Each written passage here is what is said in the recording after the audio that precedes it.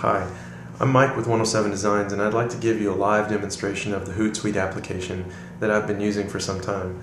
The thing I like about Hootsuite is that it really has the flexibility and features that I need when managing social media accounts, like multiple Twitter profiles, Facebook fan pages, and so forth. When you visit the website at hootsuite.com, you'll see the sign up button and a link to the video tour. The video is good and illustrates the basics of the service, but I'd like to go into a little more detail with a few of the features. So let's get started. I've got two browsers open because in Hootsuite you can have multiple people allowed to post under the same profile. This is really useful for organizations that offer real-time customer service or shared social media responsibilities. I set up two accounts to show you a little bit about how this feature works in practice.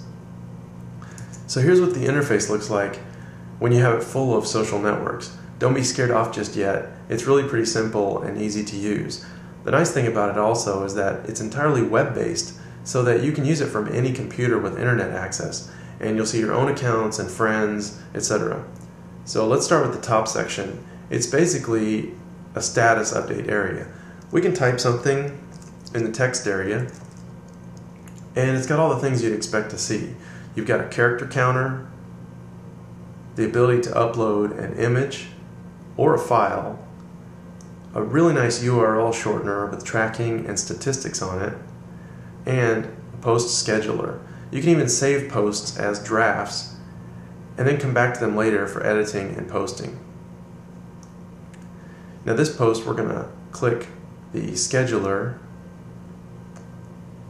and before we do that, we need to point out that out next to the status update area, you'll see all your social network profiles. You can see pretty clearly that which service they belong to, because there are small icons in the lower right corner of each avatar. You've got Twitter, Facebook fan pages, Facebook page, and then a LinkedIn profile. When you make a status update, you can choose as many of these or as few of these profiles as you'd like, and only the ones that you select will post what you've written. Okay, so now obviously I don't want to select all of them. Let's say I want to select my 107 Designs account, a Facebook testing page that I use, and maybe a LinkedIn profile, just for posterity. Now we're going to schedule this for a couple of hours from now, just to show what the scheduling service looks like, and then we'll delete the post later. This is just going to be a test post. Okay, notice we get a nice notice here that says the message was scheduled, and then when this column refreshes, which says pending tweets, it should show up that we have a post in the queue, which we do. It says sending at 11:45 a.m. February 22nd. Notice I've got a link to edit the post, to toggle if I get an email alert on it or not, and the ability to delete the post, which we will do in a little bit. Okay. Next we have the tabs and the columns. I find this part especially helpful because I follow a lot of people, somewhere in the neighborhood of 1,000 or so on Twitter, and what I've done is created lists on Twitter grouping people into different categories so that I can more easily keep up with topics and groups of friends. It's easy to add a tab just by clicking the plus sign and making a new tab. Then you can populate that tab with columns that you want to show up there. You can move tabs really easily by sliding them around. If you feel like your Facebook feed is more important and you want it to be all the way over here to the left, you can just grab the handle and drag it where you want it to be. Okay, it'll stay put. Another thing you can do is rename the tabs to be more easily recognizable. If I click this little arrow next to Edit tab, I get the choice to rename it and how often to refresh that tab. Does it require manual refresh, or should it be every X minutes, 2, 5, 10? I think they have some defaults here. Okay. The thing is, you can do the same thing with columns, and we're going to create a column really easily.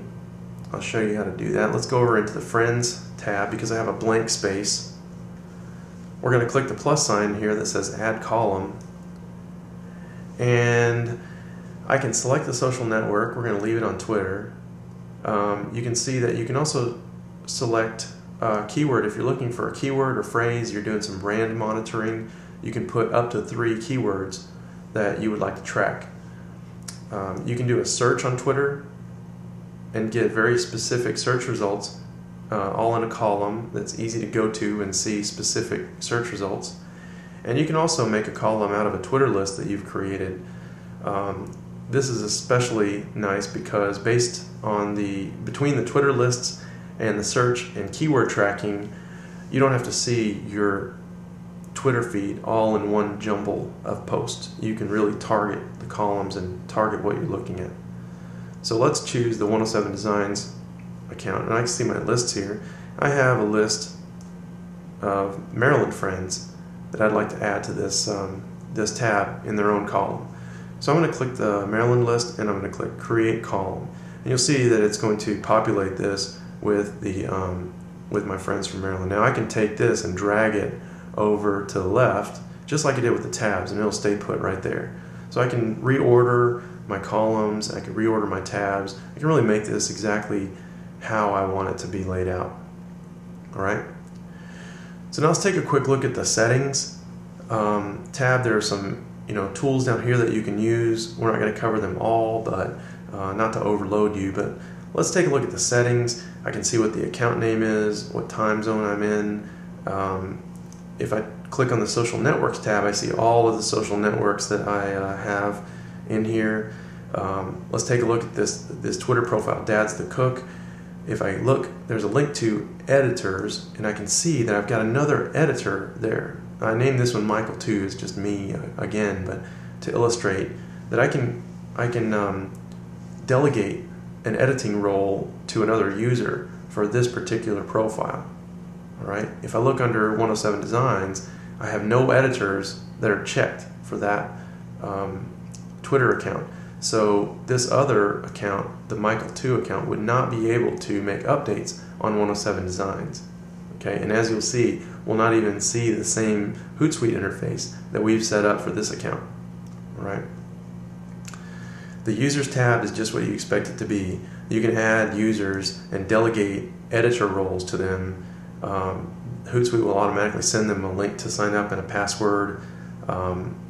So you can do that. You can also delete an editor that you don't want to be there.